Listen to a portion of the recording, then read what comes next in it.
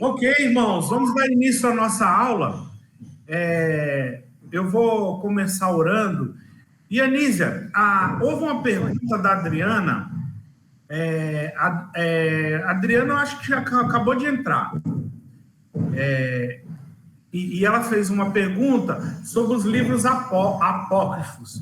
Eu acho que houve um erro nosso de digitação, que eu procurei, não achei. Mas, ou eu tenha dito sem corrigir, ou sem explicar. A pergunta que ela faz é que, em algum momento, eu ou você disse, talvez tenha sido eu, porque fui eu que falei sobre o assunto, que os livros apócrifos, uma das provas é que a alma era imortal. De fato, a alma é imortal. E se eu falei isso aí, eu quero corrigir essa fala. Não sei se a Adriana está nos ouvindo. A alma, de fato, é imortal. Isso não pode servir como prova que o livro é apócrifo. E eu procurei, não achei nenhum slide eu colocando isso aí, tá? Mas, irmão, só quero corrigir e que não, isso não é uma prova de que o livro é apócrifo. Pelo contrário, a Bíblia sempre vem dizendo da imortalidade da alma, de que a alma é eterna, o juízo final, ele vai dar vou falar destino com uma força de expressão, um destino final à alma, e os crentes em Cristo vão descansar eternamente no Senhor, e aqueles que vão para o lago de fogo e enxofre. Então, o ser humano, ele nasce, determinado momento da sua vida, ele entra nesse mundo, alma vivente, só que depois daí, a alma é para sempre. Eu não sei se eu respondi, e desculpe se isso ficou dúbio. É que às vezes a gente está aqui com um monte de slide, explicando um monte de coisa e acaba falando alguma coisa, e eu tenho essa mania de não concluir a frase direito e esquecer tudo. Aí alguém manda alguma pergunta, alguma coisa, eu respondo sem esquecer, esquecendo daquilo que eu estava dizendo antes, tá? Eu espero que tenha clareado aí a irmã. Não é isso, Anísia? Eu também não sei se eu anotei em algum lugar, estou procurando aqui, né? Mas não estou achando também, não. O assunto que nós estávamos falando era por que... Foi quando a gente deu a introdução. A pergunta dela é se isso é prova de que o livro não é apócrifo? Foi na aula do dia 18, do 4. E aí eu falei sobre as evidências de que um livro era apócrifo. Aí eu dei uma lista e eu não achei isso aí. Mas aí talvez tenha saído aí que a alma é imortal e não não era isso. Na verdade, o livro apócrifo vai trabalhar o sono da alma, que vai dizer que a alma dorme no Senhor e descansa, mas de uma forma bem incisiva, não do jeito que é uma força de expressão do hebraico, do grego lá, que Paulo fala, né? Então, esse aí o problema. Mas eu só estou corrigindo que se isso ficou aí, eu quero dizer o que eu disse lá para corrigir, porque ainda bem que ela perguntou, né? Mas vamos orar? Esclarecido aí, ó. É benção. Então vamos orar. Eu vou pedir para o nosso irmão. Será que o Everaldo pode orar agora? Geralmente ele assiste a gente no trabalho, né? E será que o Everaldo pode orar? Amém, pastor. Alô, querido, tudo bem? Tudo. Aê! Tá sorridente, tá bem. Então fico feliz. Que a mulher também está em casa.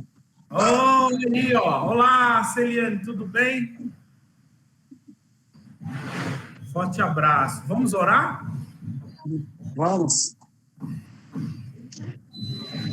Deus maravilhoso, Pai, te agradecemos, Senhor, por esse dia maravilhoso que nos deu, Senhor. Te agradeço, Pai, pela vida do pastor, por cada irmão, Senhor, que está conosco aprendendo, Senhor. Senhor, abençoa essa palavra de hoje, abençoa o pastor, Pai, abençoa cada irmão, Senhor.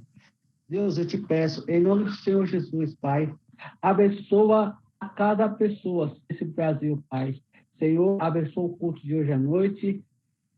Deus, eu te agradeço, Pai, por eu aprender cada dia mais, Senhor. Obrigado, Pai, por estar no lugar, ensinando a tua palavra. Já te agradeço em nome do Senhor Jesus. Amém. Amém. Obrigado, Everaldo. Bem, irmãos, nós estamos com essas... Amém. Deus abençoe. Nós estamos com essa zoada aqui, é porque a nossa cozinha está sendo colocada abaixo. Para a reforma, foi quebrado os armários e quem conhece foi retirada a pia. Nós estamos preparando para a nossa nova cozinha, que em breve estará sendo inaugurada.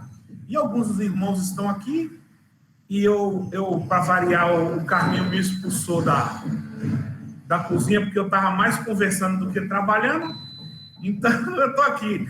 Ô, Glória, indica, está quase que pronto, mas vamos lá.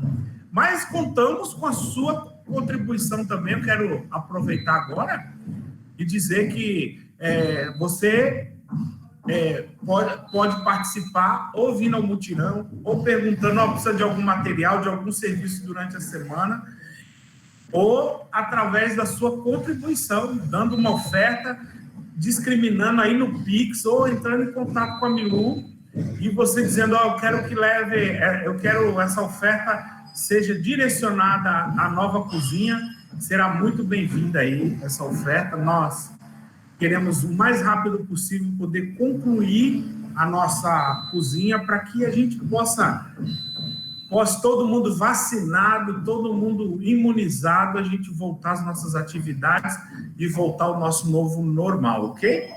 Bem, irmãos, nós vamos dar início à nossa aula de hoje. Nós paramos em Gênesis, paramos no capítulo 12. Então, nós vamos só fazer algumas recapitular algumas coisas. E eu espero que vocês estejam me ouvindo bem. E se tiver alguma dificuldade aí, o irmão me avisa, e aí eu paro para acertar aqui. Panorama bíblico, nós estamos na nossa escola bíblica dominical e trabalhando o livro de Gênesis. O que nós vimos domingo passado, para você que não esteve conosco, isso aqui é um resuminho do que foi domingo passado.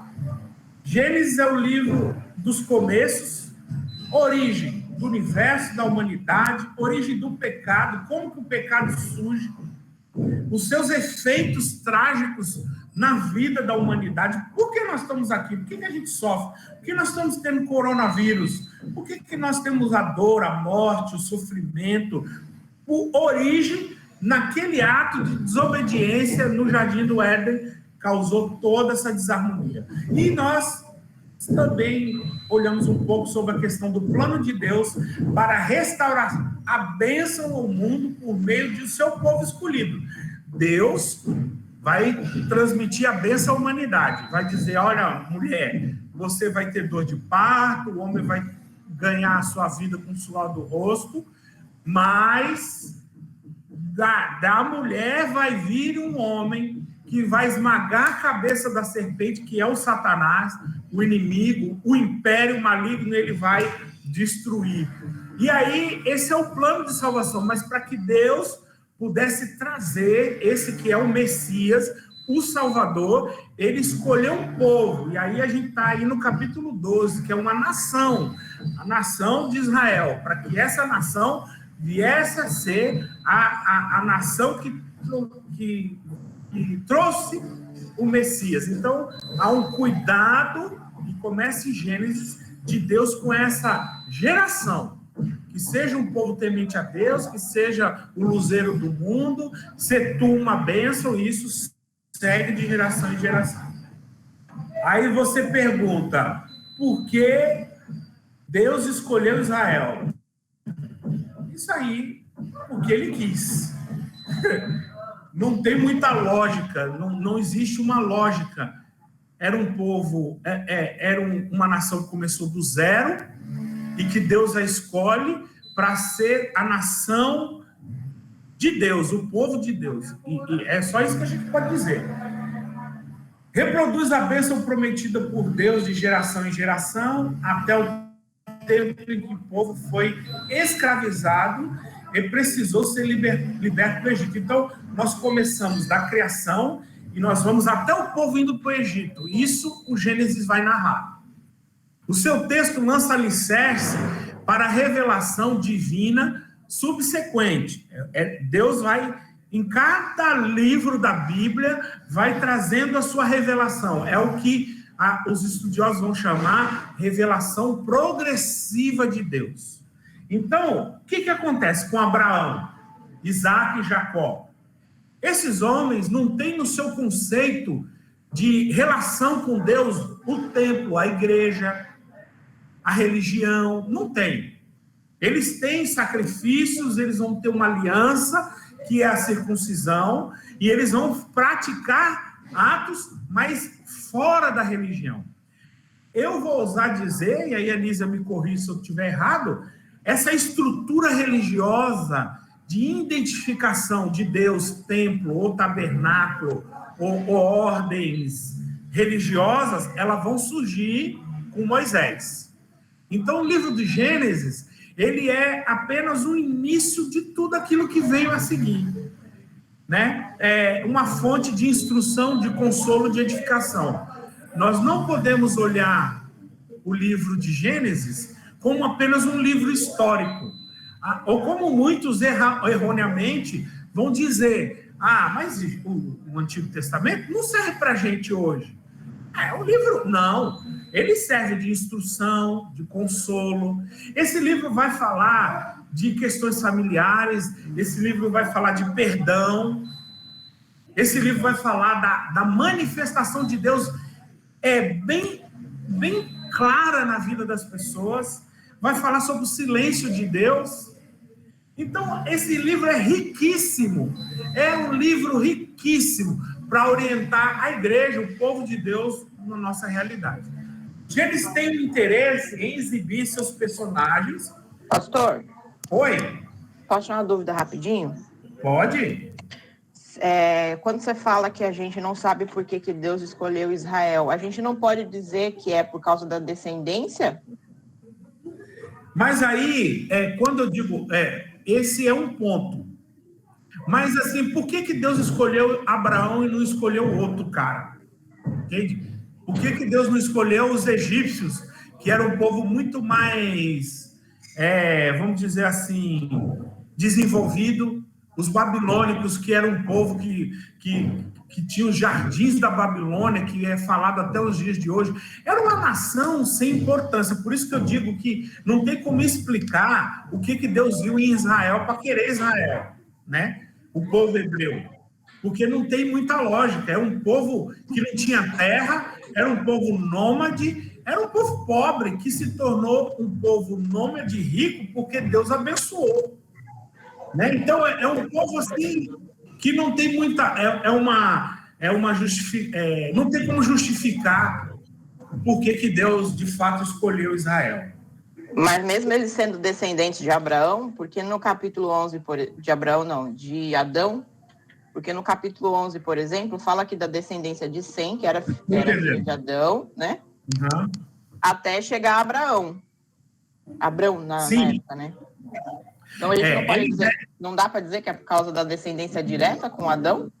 Mas e os outros? Que, lembrando, que Abraão foi um dos, mas as outras nações todas descenderam de Adão, entendeu? Então, entendi. Todos descenderam. Oi?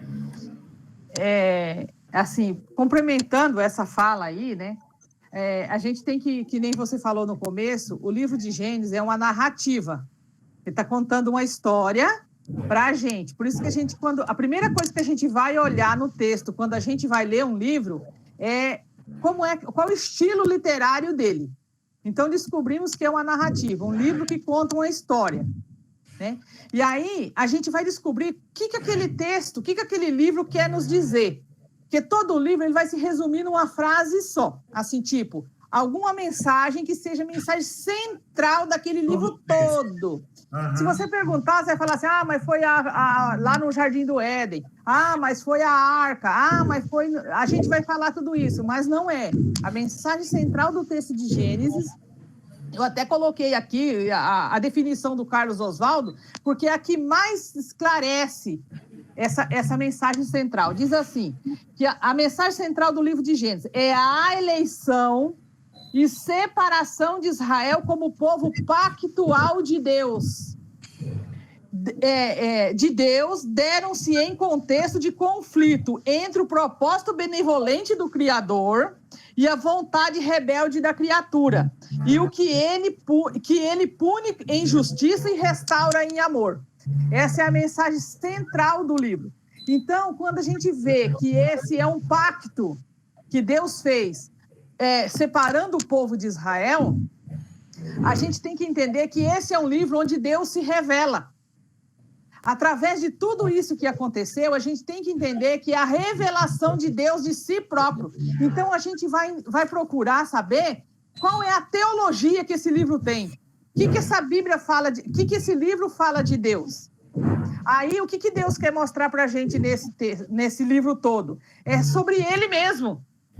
Essas histórias todas contadas é só para mostrar da separação do povo, de por que foi Abraão, de por que foi a descendência, de tudo. É para se revelar.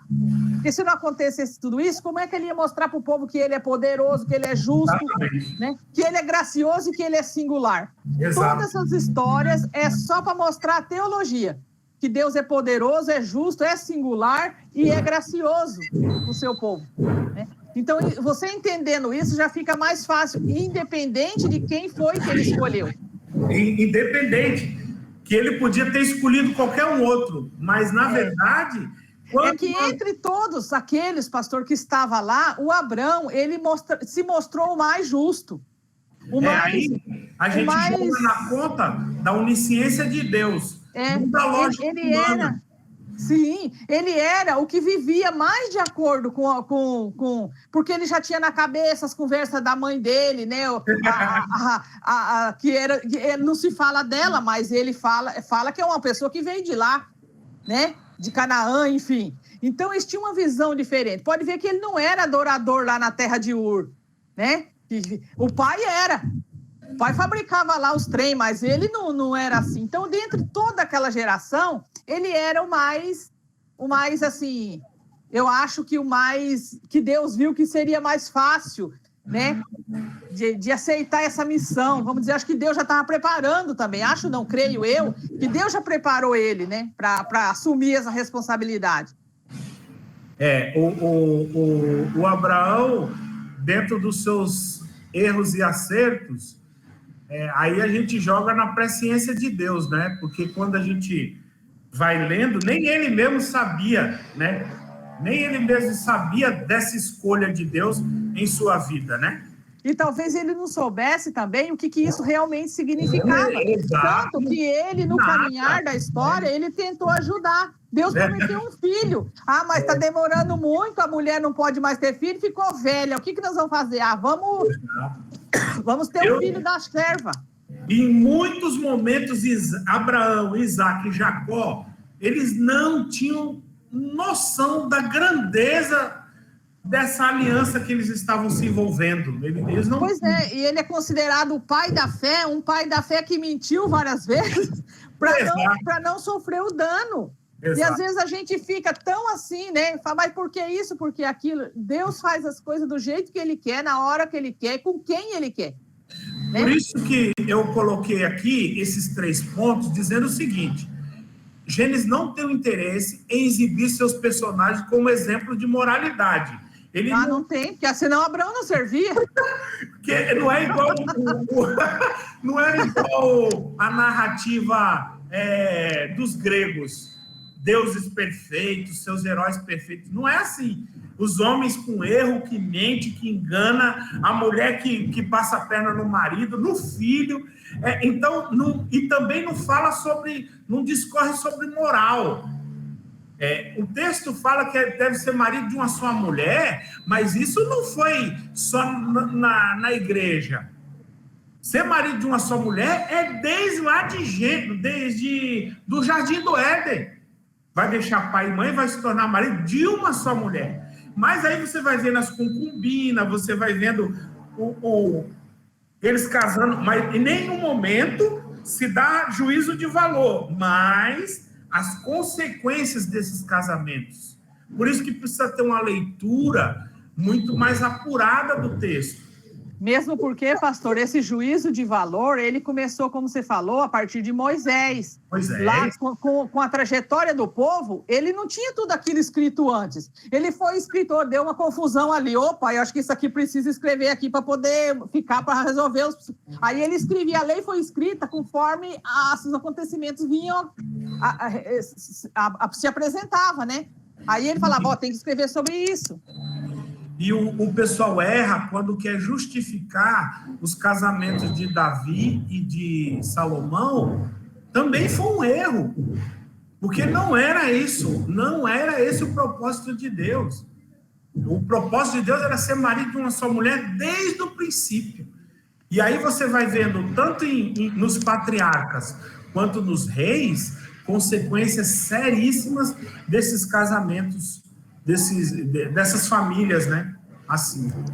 Bem, une promessa aos patriarcas, a fidelidade de Deus no cumprimento dessas promessas, né?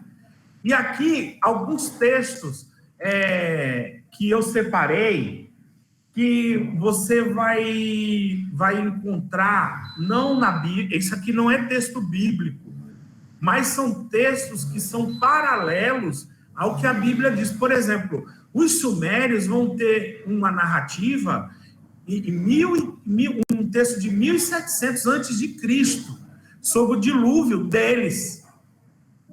Até a Odisseia da Babilônia, que os babilônicos escrevem, desse Deus que escolhe os babilônicos, também muito parecido.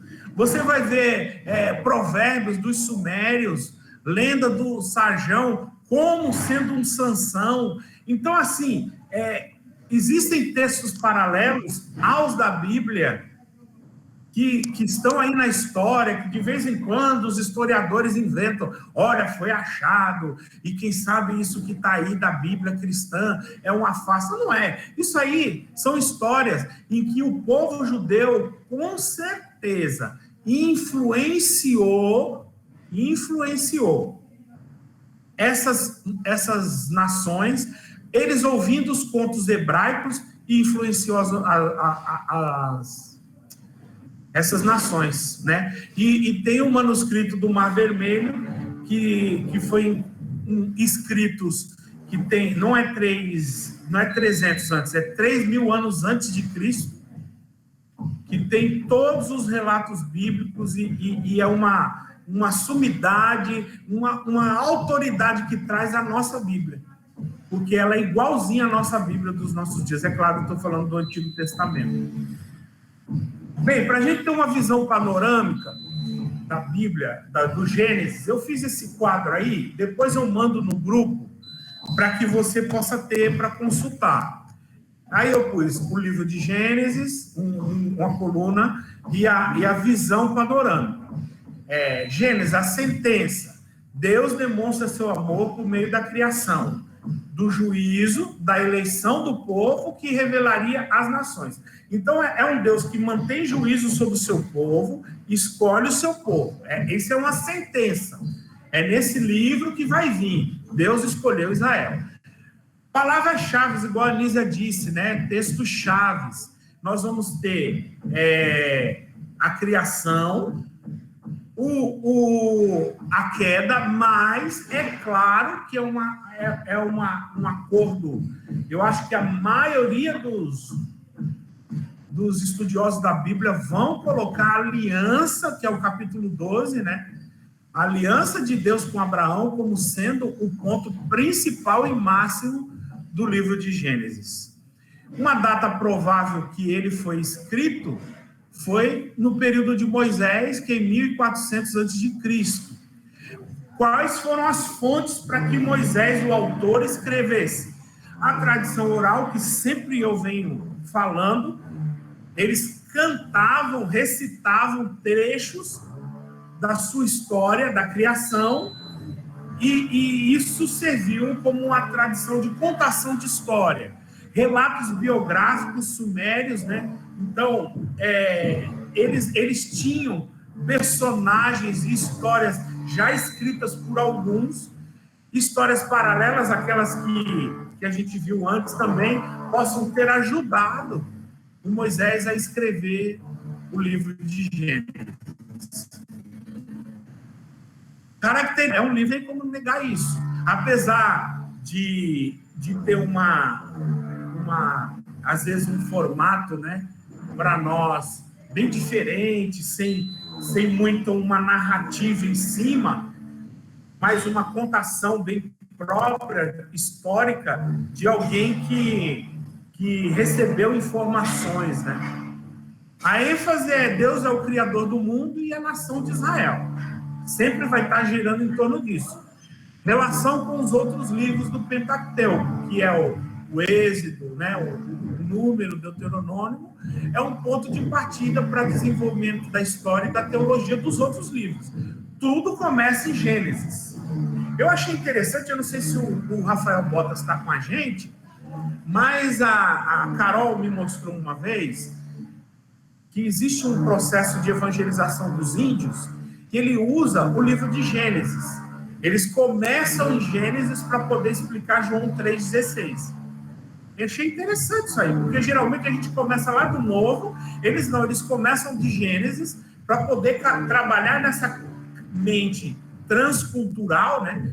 Que é fácil para nós falarmos de salvação, redenção, num ponto de partida cristão católico, cristão evangélico, que já é uma noção nossa, Natal. Essa cultura brasileira já tem isso. Agora, uma outra cultura tem que começar do Gênesis para poder entender. Os personagens centrais são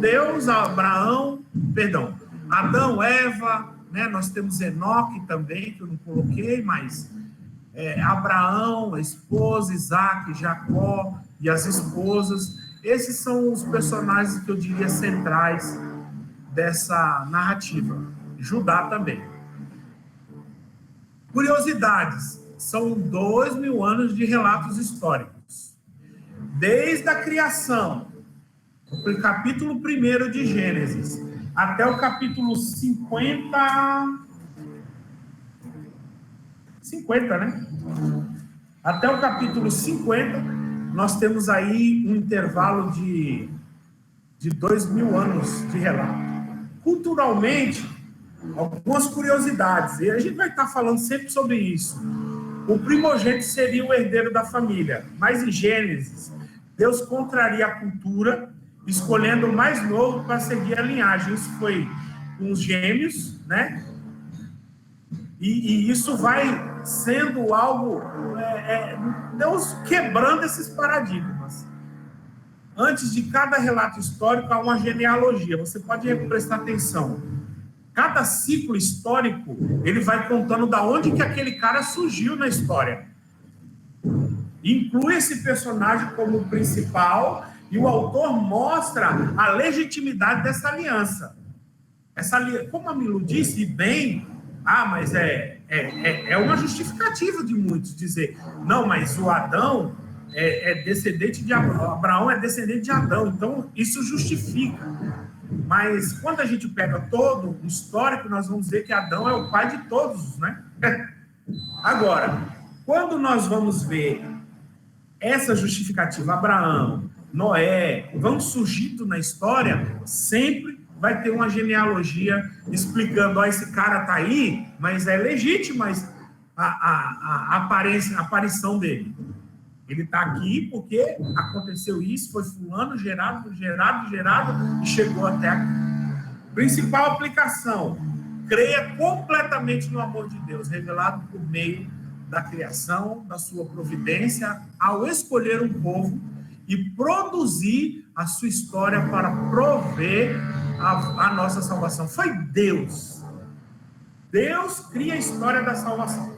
Deus escolhe aqueles a quem ele ia dar autenticidade da sua aliança, Abraão, Isaque e Jacó. E aí vai seguindo nos outros livros da Bíblia, Deus autenticando a história desses homens e de mulheres que vão entrar também. Bem, algumas gerações nós vamos ter Adão, nós vamos ter Noé, aí os filhos de Noé vão ter Sem, Cã e Jafé. Sem vai ter a sua geração, aí surge Terá, não sei como pronuncia, Ismael, que daí sai o povo muçulmano,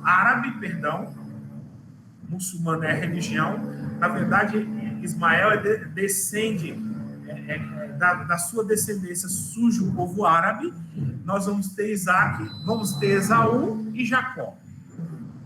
Algumas questões sobre o livro de Gênesis, que talvez você tenha essas perguntas. Quem escreveu? O livro é anônimo. Por quê? Porque ninguém diz assim, eu escrevi. Não tem, como Paulo fala, não tem. Como Lucas se revela como autor. Mas a gente atribui na tradição judaica cristã, atribui a autoria de Moisés. Quando foi escrito?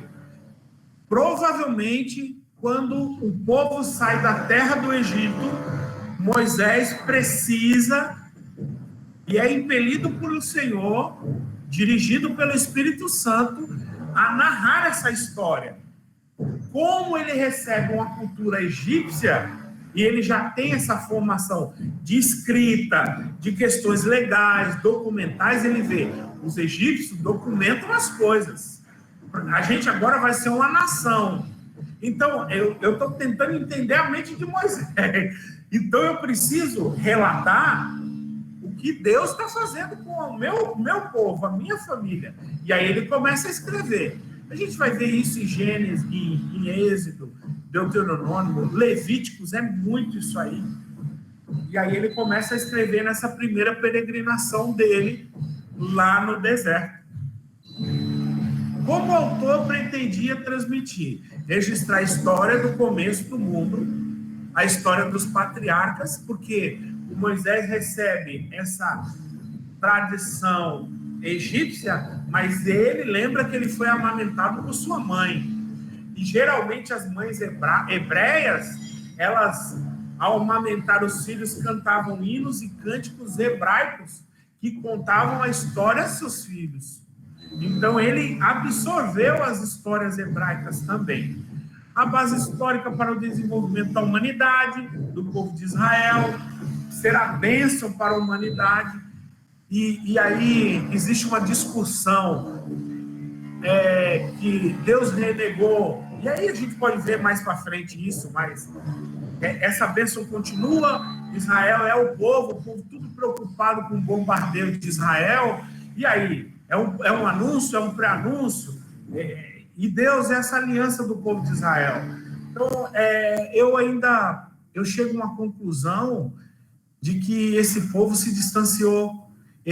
Aquilo que diz lá em João, ele veio para os seus e os seus não receberam. E isso pesa a conta, e eles quebraram a aliança com Deus. Não que Deus tenha quebrado com eles, mas eles quebram. Por isso que existe uma consciência dos teólogos mais reformados, né, de que em um momento Israel se converte. No momento da história, Israel vai reconhecer Cristo como Messias, e aí essa nação se junta à igreja e se torna um só povo. Quem são os destinatários de Gênesis? Os israelitas que estavam peregrinando no deserto. Podemos encontrar Jesus em Gênesis? Bem, podemos em capítulo 3, a queda, podemos encontrar em 12, na aliança, podemos encontrar em 49, no capítulo 49, como referência messiânica, a tribo de Judá. Podemos encontrar em José o perdão e a remissão dos seus irmãos. Eu coloquei aí só esses dois, mas tem várias outras formas de encontrarmos Jesus agindo no livro. Tem a teofania, que são aqueles seres que vão visitar Abraão na cabana, e que uns dizem que é anjo, outros dizem que é Jesus. Então, eu fiz uma linha do tempo para que você pudesse situar. Nós temos a criação, provavelmente, se não é muito certo, 7.000 anos até Cristo. Mais ou menos. Isso aí é muito oscilante, não tem como dar certeza. O dilúvio talvez tenha sido... Lembrando que da criação até Jesus é uma ordem decrescente. Não é crescente, é decrescente. Então, o dilúvio 4.000, Abraão vai nascer no ano 2600, provavelmente, e vão migrar para o Egito no ano 200 e provavelmente nos anos 250 ou 2000, para o Egito, e José se torna o primeiro-ministro no ano 2000. Então, é muita história para ser contada, mas só para a gente poder ter um pano de fundo aí. Lugares importantes.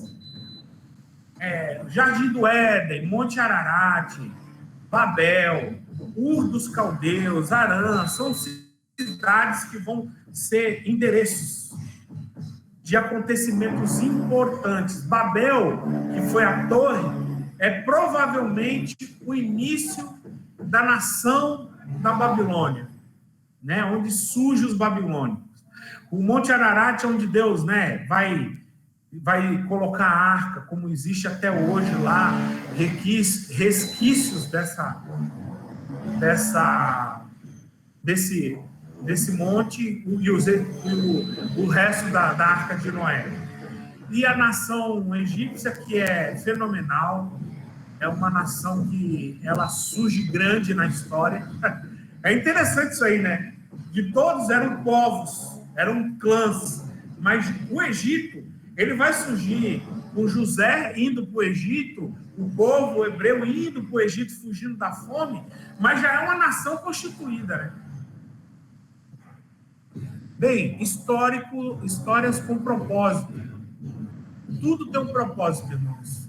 Não foi jogado histórias ali, tudo havia um propósito. O autor de Gênesis, perdão aí pelos erros de português, é um excelente contador de histórias.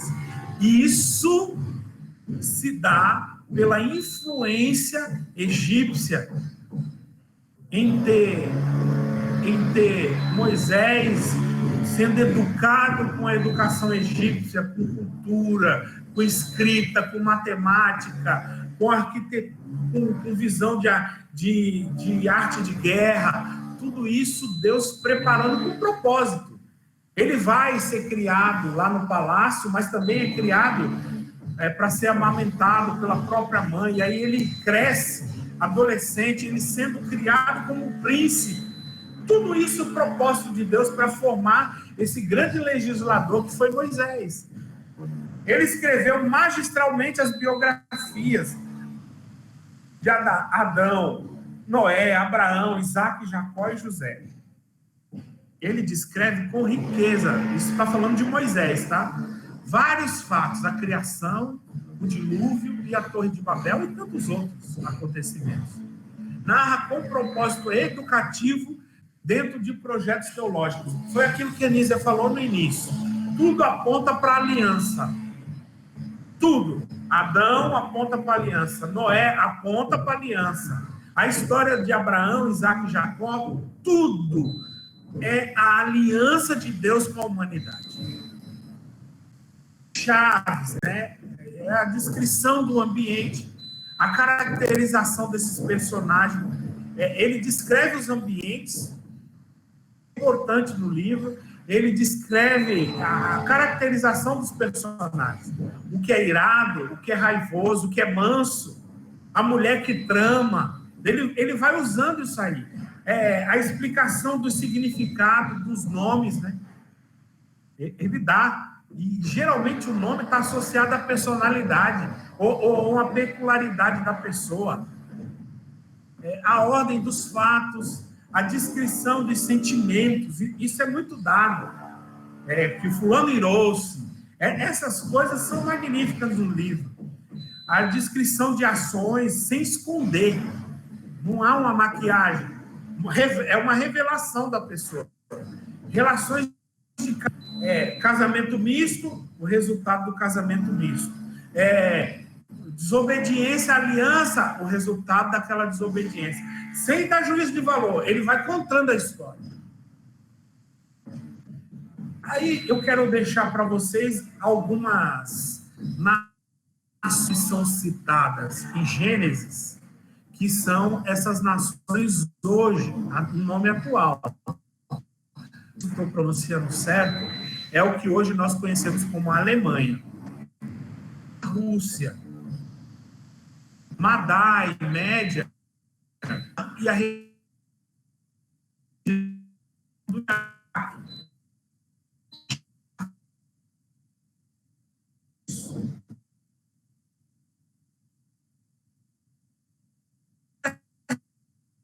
Tubal, é quente.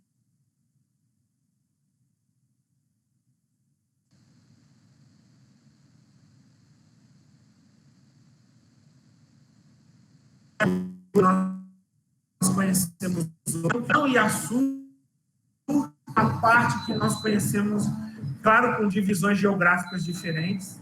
A Arábia é o que a Bíblia vai narrar sobre Ar, Faxé, e Arã é a Síria. Curiosidades que eu quero dar aos irmãos aqui. Bem, vamos para a aliança. Agora nós vamos trabalhar os personagens. Deus chama Abraão, abra aí sua Bíblia, Abraão, Gênesis capítulo 12, verso 1 e 3. Está escrito assim: e disse Abraão, lembrando que o nome ainda não foi mudado, e disse Abraão, o Senhor disse a Abraão, sai da tua terra, da tua parentela, e da casa do seu pai, e vá para a terra que lhe mostrarei. Deus vai mostrar a terra. E olha o detalhe, sai da tua parentela, quer dizer, deixa seus parentes aí. Isso ele não dá nenhuma noção para nós, mas lembra, você que conhece essa história, quem Abraão leva junto e dá problema para ele? Ló, o sobrinho de Deus, sai da tua parentela, eu vou mostrar a terra. Aí ele chega um momento, eu já estou dando spoiler da história, mas ele fala para o sobrinho, escolhe aí a terra que você quer. E aí o sobrinho escolhe e ele vai para outra, mas lembra que a orientação não era essa, a orientação era que Deus ia mostrar a terra. Farei de você uma grande nação, e o abençoarei e engrandecerei o seu nome. Seja uma bênção. Abençoarei aqueles que o abençoarem e amaldiçoarei aquele que o amaldiçoar. E em você serão benditas todas as famílias da terra. Eu gosto desse texto que usa família e não povos, porque traz uma visão mais peculiar, uma coisa fora geográfica, fora da geografia, uma coisa mais parental, uma coisa mais fora de nações e bandeiras. E Abraão é chamado a abençoar toda a família. Jesus é esse que vai abençoar todos os povos, todas as clãs, todas as famílias. E aí alguns textos bíblicos fora do livro de Gênesis, né, que vai dizer o seguinte, por exemplo, a Bíblia diz que Abraão é o pai da fé. Abraão creu no Senhor, isso já no capítulo 15, e isso lhe foi acreditado como justiça. Não houve religião, ele creu, e o Senhor deu crédito à fé dele. Decidi que Paulo fala sobre Abraão. Considere o exemplo de Abraão. Ele creu em Deus, e isso lhe foi acreditado como justiça. Que Tiago vai dizer sobre Abraão? Cumpre-se assim a escritura que diz: Abraão creu em Deus e isso lhe foi acreditado como justiça. E ele foi chamado amigo de Deus. A carta aos Hebreus, sobre a galeria da fé, ele diz o seguinte: pela fé, Abraão, quando chamado, obedeceu e dirigiu-se a um lugar que mais tarde receberia como herança, embora não soubesse para onde estava indo. Pela fé, peregrinou na terra prometida, como se estivesse em terra estranha. Viveu em tendas, bem como Isaac e Jacó, co-herdeiros da mesma promessa. Sabe o que é lindo isso na Bíblia? É que isso mostra, irmãos, que uma história de 3.000 anos atrás, ela se conecta ao Paulo, ao Tiago, e a história da fé, ela está conectada em Gênesis e passa pelas cartas de Paulo, pelas cartas gerais, pelo Evangelho de Jesus, que Jesus vai fazer citações do Antigo Testamento. Então, a fé cristã, ela não é uma fé alienada, desconectada, mas ela tem uma conexão. E para isso, eu e você, meu irmão, precisamos estudar a Bíblia, para que a gente possa ter essa conexão da nossa fé, para que quando a gente fale de Abraão, a gente entenda que Abraão é esse cara, o amigo de Deus, para que nós possamos criar nossos filhos entendendo essa relação de Abraão com Deus, dessas perdas e sofrimentos que esse homem teve. Isso serve de exemplo para a minha vida hoje, 3.000 anos depois. E que eu possa entender que a fidelidade, a obediência, isso traz crédito à minha relação com Deus. É isso. A Bíblia é isso. Lições de vida. E aí, agora nós vamos trabalhar alguns personagens. Eu vou tentar correr aqui. Abraão. O que nós aprendemos com a vida de Abraão? Devemos ter fé, obedecer mesmo sob pressão e incertezas. Isso Abraão nos ensina. Era um homem manso e evitava conflitos. Evitava tanto conflito que errou em alguns momentos. Mentiu ou disse meias verdades. Erramos quando não cremos. Somos tentados a resolver os problemas da nossa forma. Isso o Abraão fez. Deus falou, eu vou te dar um filho. Eu vou te fazer E aí ele tenta usar situações para resolver um problema que não era dele. Se era propósito de Deus, Deus ia resolver. Discernir a verdade ou omitir. Perdão. Distorcer a verdade ou omiti-la. Também são maneiras de mentir. E ele faz isso. E o filho dele vai fazer isso. E você vai ver isso como influencia atitudes nossas, como influencia os nossos filhos. Era um homem generoso e hospitaleiro. Quando ele recebe lá os seres celestiais, ele manda fazer um banquete. Ele é um homem generoso. Ele é generoso com o sobrinho, ele é generoso com a família. Ele é generoso. Ele é intercessor. É um homem que ora no meio dos desafios da sua vida. É um homem que sempre vai buscar o Senhor. E aí, na maturação, ele espera pelo agir de Deus, na fé. Lá na maturação, ele se cala e deixa Deus agir. Deixa Deus agir é ousado, né? Vamos dizer, ele espera com paciência. A maturidade da fé de Abraão tornou Abraão um coração obediente. Esse processo de espera e os seus erros em tentar consertar, nós vamos ver que em algum momento da vida o Abraão começa a esperar em Deus.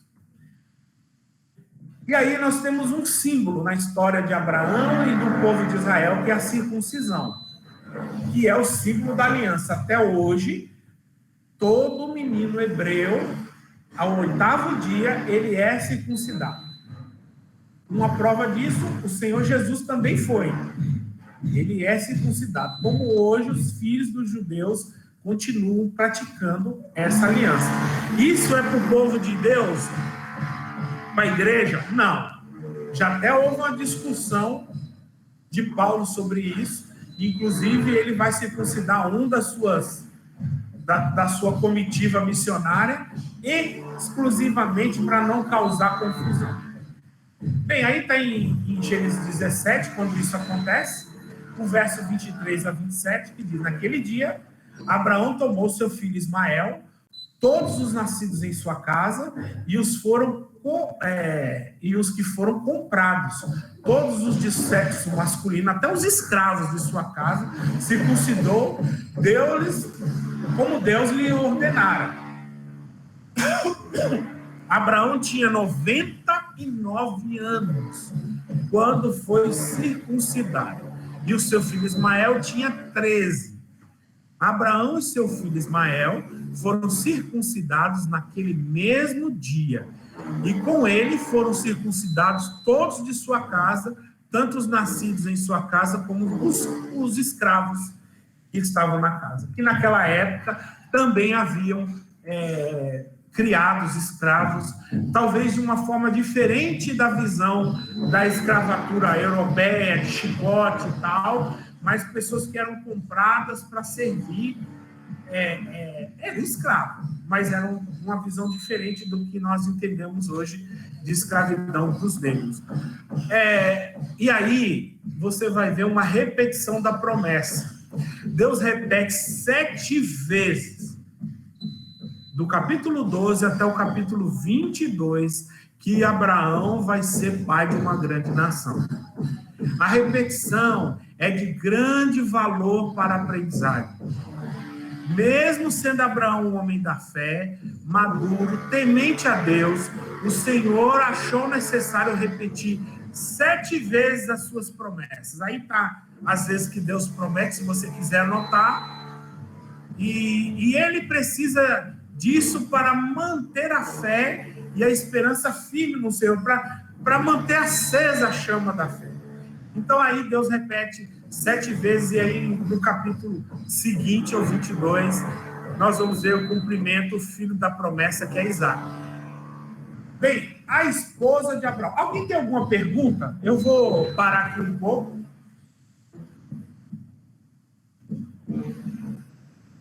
Silêncio. Anísia, quer dizer alguma coisa?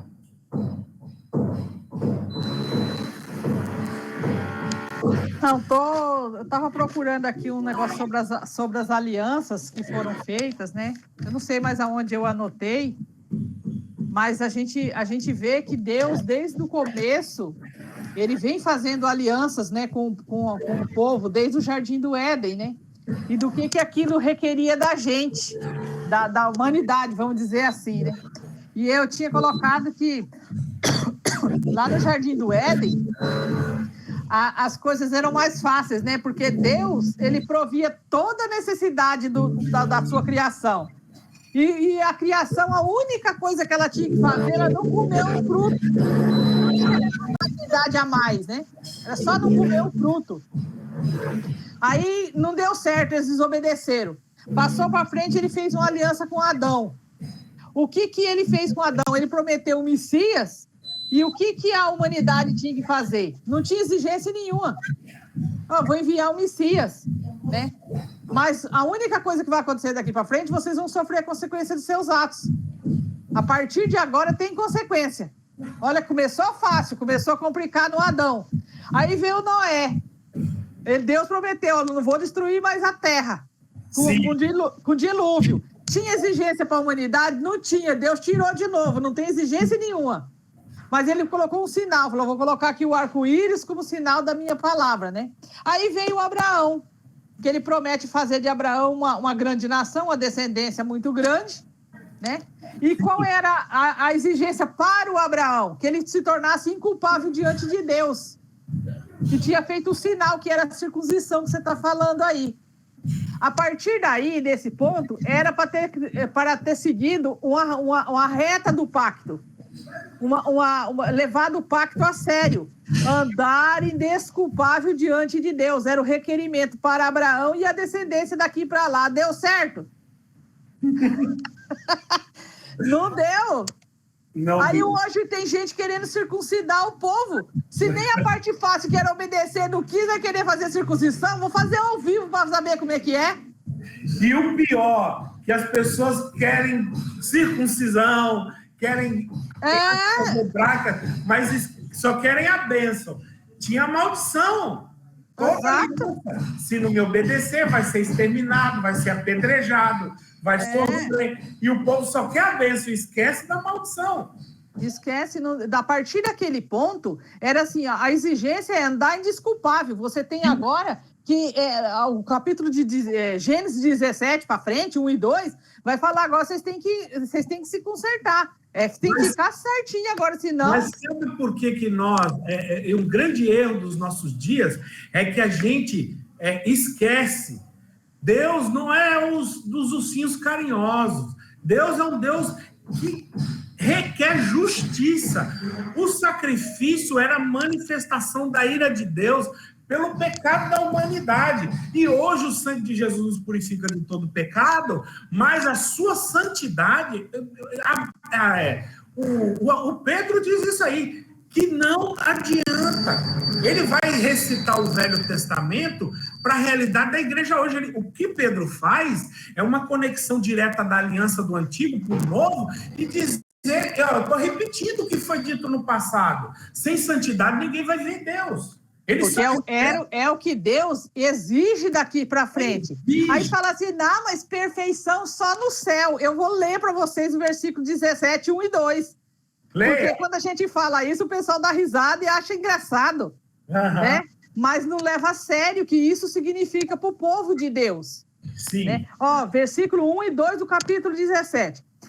Quando atingiu Abraão a idade de 99 anos, apareceu-lhe o Senhor e disse-lhe, eu sou o Deus Todo-Poderoso, anda na minha presença e sê perfeito.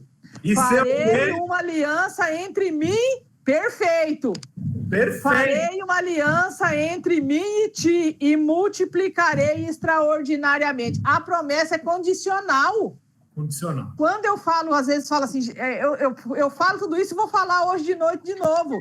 Deus não exige nenhum sacrifício de salvação para nós, porque esse ele já fez. O resto, minha gente, tem que correr atrás do prejuízo, que nós estamos anos atrasados. De Abrão para cá, passou mais de não sei quantos mil anos. Só o Gênesis foi 2.369 anos. A extensão do livro de Gênesis. Quanto tempo faz que isso aconteceu? E a exigência de Deus não mudou. Porque se as pessoas acham que Deus muda a cada vento que passa, então a gente tem que largar a mão desse negócio de Bíblia. Ser perfeito, anda na minha presença e ser perfeito. Sim. Mas a gente quer a perfeição. Que tipo de perfeição? É a perfeição de buscar a santidade. Não é para você ser santo, mas que você esteja num caminho de busca.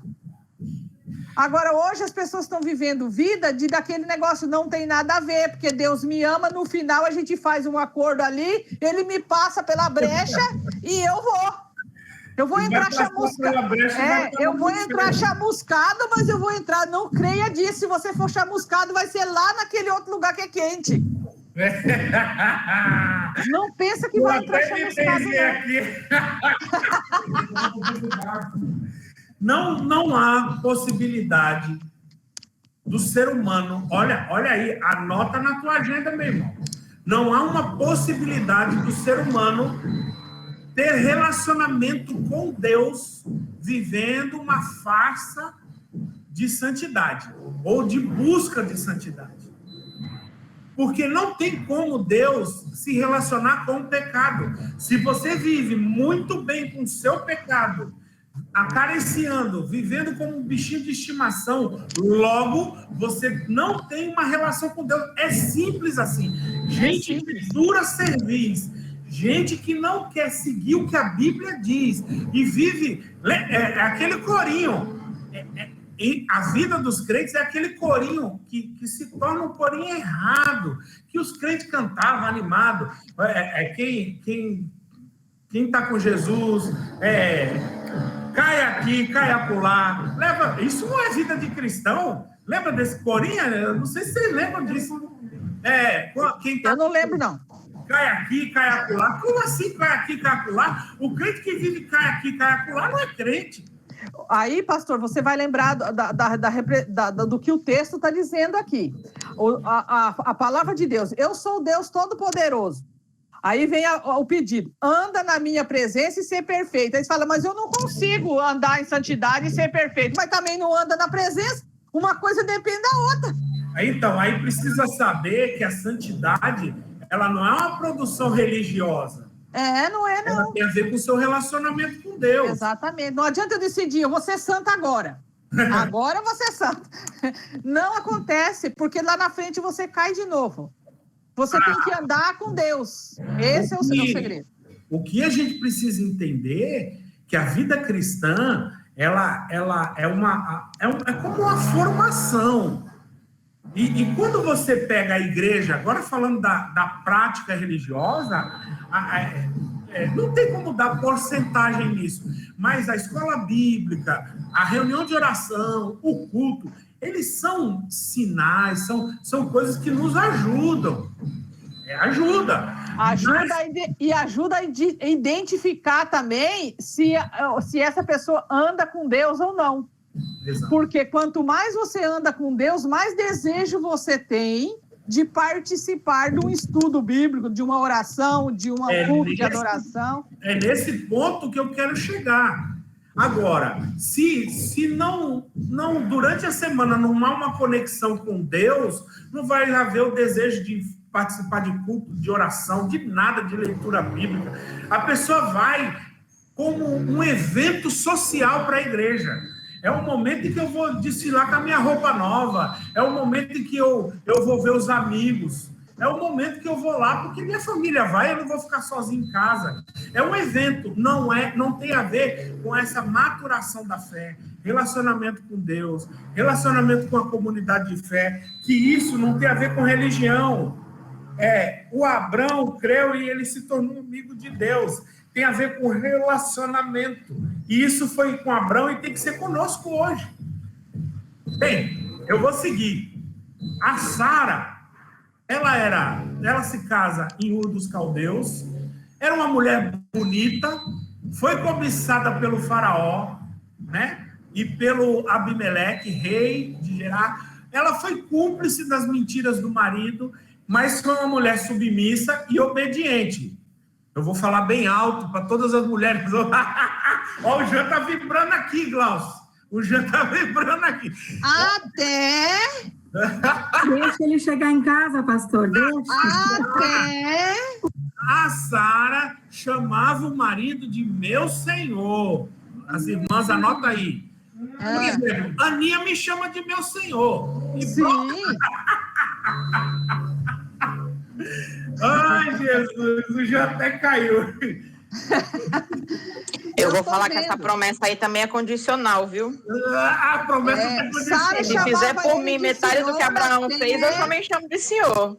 A Sara é uma mulher exemplar. Vou pregar um dia sobre Sara. Agora, o que é interessante, Sara era estéril. Algo peculiar de todas as mulheres da promessa. Eu chamo mulheres da promessa porque participaram. 90 anos, foi abençoada, teve filhos, né? A decisão precipitada lhe custou muito caro. Ela tentou resolver o problema de Deus, que não era um problema para Deus. Deus estava dentro do seu propósito. E Deus é fiel, mesmo quando nós sabemos, mesmo quando nós não sabemos esperar. Ela riu de Deus, né?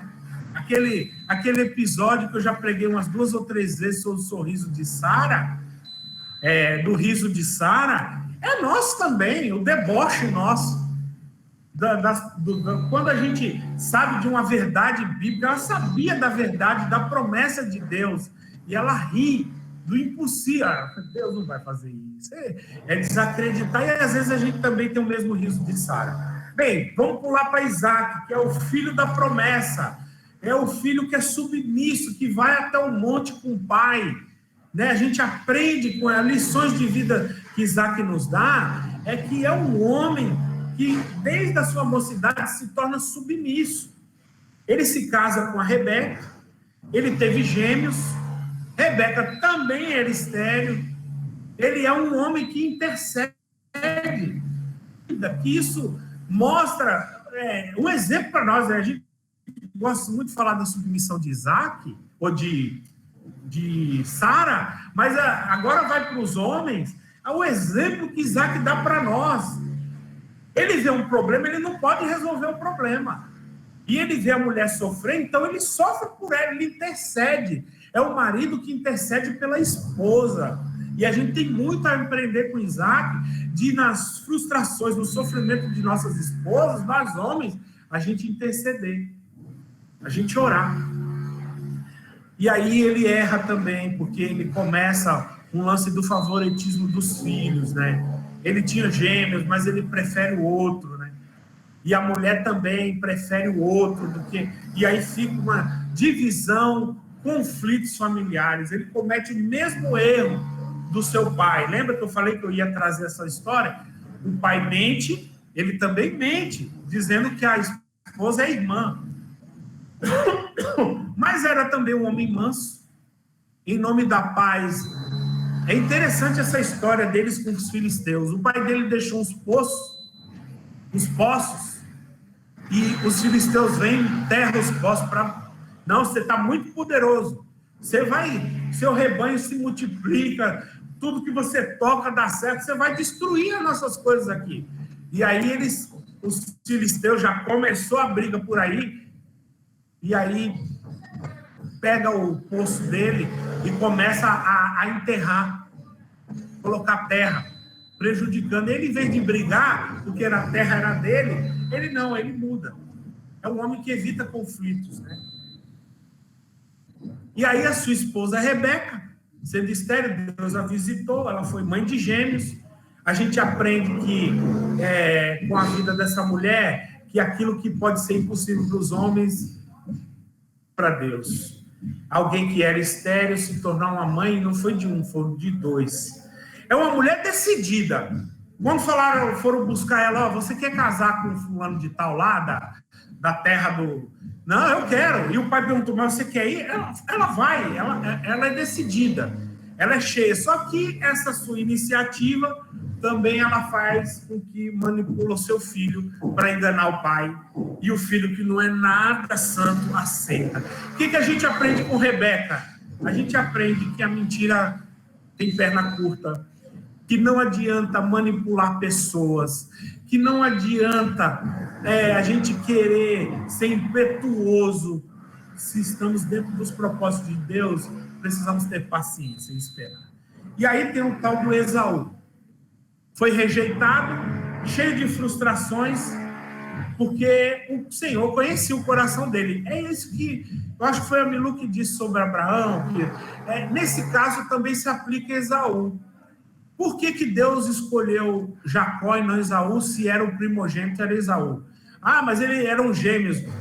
Não, nasceu primeiro Esaú. Quem nascesse primeiro era o primogênito. E aí Deus escolhe porque Deus conhecia Esaú.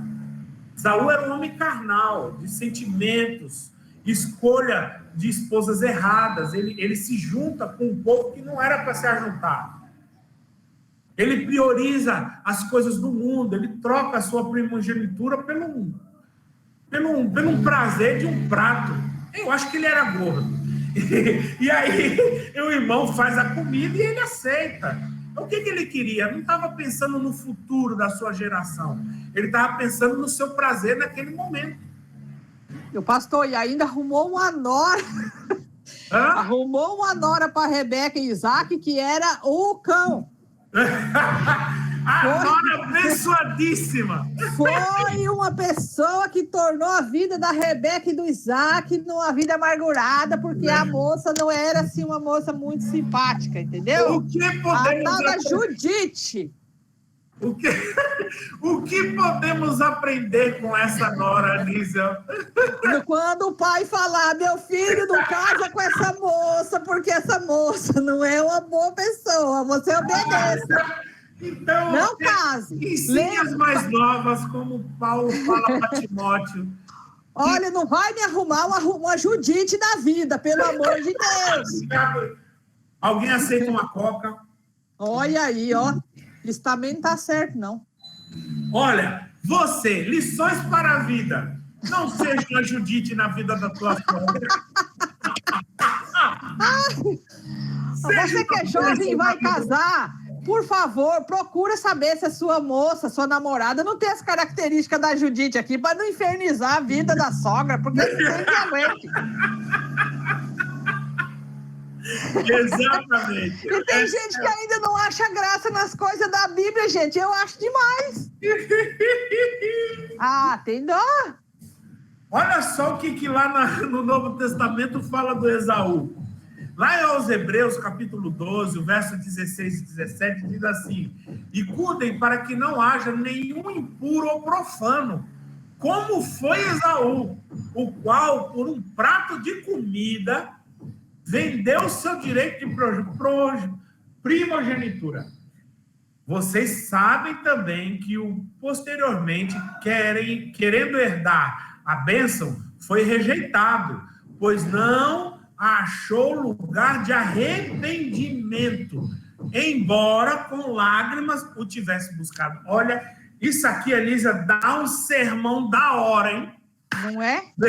Nós temos aqui uma amostra do que é arrependimento, né? A grande ideia de que o que de fato é arrependimento? É só chorar, choro de crocodilo? É só fazer carinha de beicinho? É arrependimento? O que de fato é arrependimento? Grandes reflexões nessa manhã e eu estou acabando aqui, hein? Vamos passar por Jacó. Já está passando mesmo. Já a Anísia toca o sinal aí, os irmãos já saem. Deixa só nós dois falando na live, hein? O Jacó tinha o nome Jacó, que significava enganador, usurpador. Era gente boa, mas ele tem um encontro com Deus e isso muda o seu nome. Alguns vão chamar príncipe, ou aquele que luta como um príncipe com Deus, pode ser, mas é isso aqui, ó. Esse homem teve o seu caráter mudado. Não só foi uma questão de física. O Jacó, ao encontrar-se com Deus, e está aí também um outro sermão, ele em Betel, é um sermão maravilhoso, de lições de vida, da gente entender que todo aquele que tem um encontro com Deus não sai o mesmo, e Jacó não saiu mais o mesmo.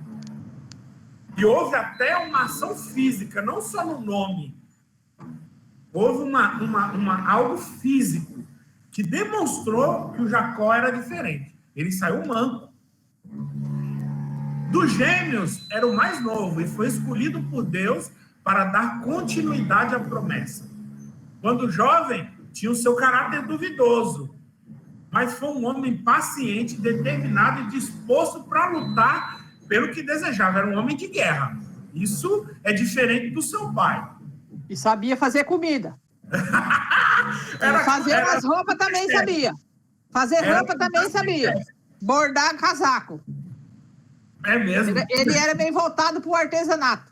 Era para o artesanato. Era quase o Rodrigo Hilbert. É verdade. Cozinhava, costurava, era guerreiro. Naquela época era o Rodrigo Hilbert. Era. O Senhor sonda os corações, apesar de sermos pecadores. Ele nos conhece e se aproxima de nós. Quer se relacionar conosco. Isso que a gente aprende com Jacó. Eu vou pular para o José, porque eu quero encerrar no José aqui. E os irmãos me dão mais 5 minutos e eu termino. Amém, igreja? Amém. Só teve o nosso amém, viu, Anísio? O povo já foi embora. Amém. Amém. Amém. Eita, Jesus. A pessoa deve ser doida querer passar. Em uma hora, o livro de Gênesis é só doido mesmo. É, só doideira mesmo. Mas lá, o José. Lições de vida do José. No nosso quadro de hoje, lições de vida, José foi o 10º filho de Jacó.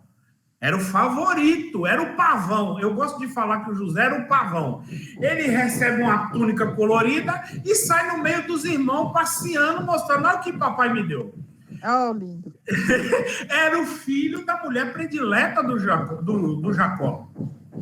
Foi desprezado pelos irmãos, vendido como escravo, tentado pela mulher de Potifar, e ele fez tudo aquilo que todo homem e mulher deve fazer quando for tentado. O que é? Encarar a tentação? Não, é fugir da tentação.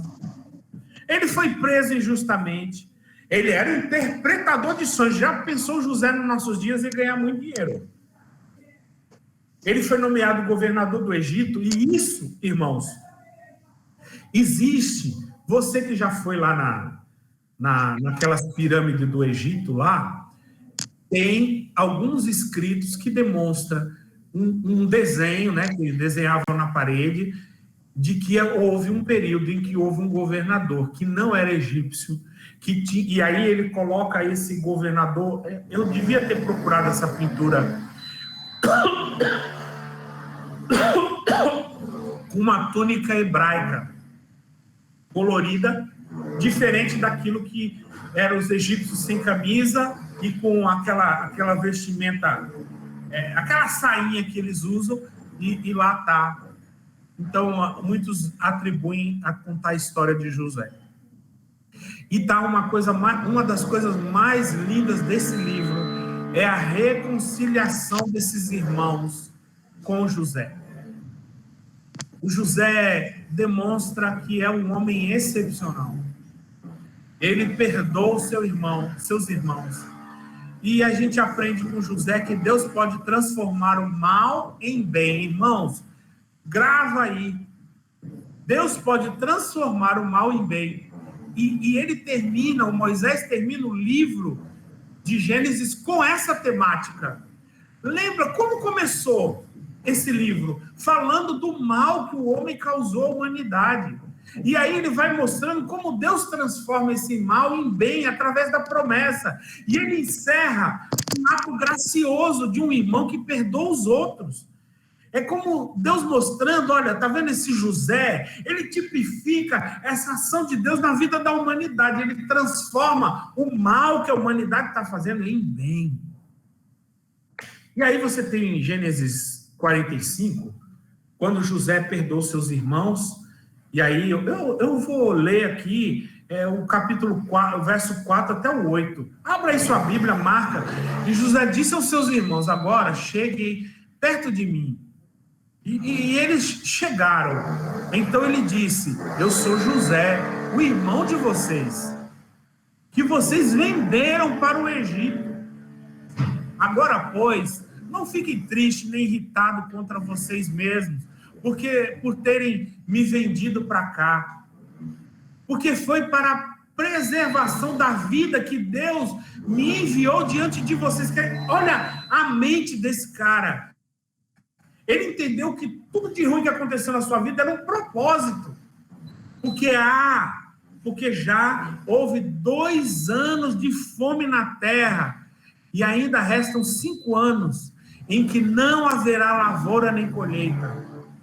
Deus me enviou diante de vocês para que fosse conservado, para que um remanescente na terra e para que a vida de vocês fosse salva por meio de um grande livramento. Assim, não foram vocês que me enviaram para cá, e sim Deus. Olha aqui, ele está falando, pensa que foi vocês? Foi Deus. Em vez de mim, como quem um pai de Faraó, e senhor de toda a sua casa, e como um governador em toda a terra do Egito. Então aqui, eu não sei se você consegue ver, essas são as 12 tribos de Israel embaixo. Abraão casa com Sara, Isaac casa com Rebeca, que é filha de Betuel, que é Rebeca, irmã de Labão. Que esse Labão vai aparecer. Por quê? Olha só, aí o Isaac e Rebeca vão dar luz aos gêmeos. E os gêmeos, o Isaú sai da promessa e o Jacó entra. Só que o Jacó vai casar com 4 mulheres. Ele vai casar com Lia, sendo enganado pelo seu tio Labão. E aí Lia, ele pensa que está trabalhando por Raquel. Só que aí ele fala, não, o sogro engana ele. Não, tem que casar primeiro a mais velha. Aí ele trabalha mais 7 anos e aí casa com Raquel. E aí, por consequência, Bila e Zilpa, que são as concubinas dela também vão entrar dentro da árvore genealógica de Jacó. E aí nós temos os filhos dessa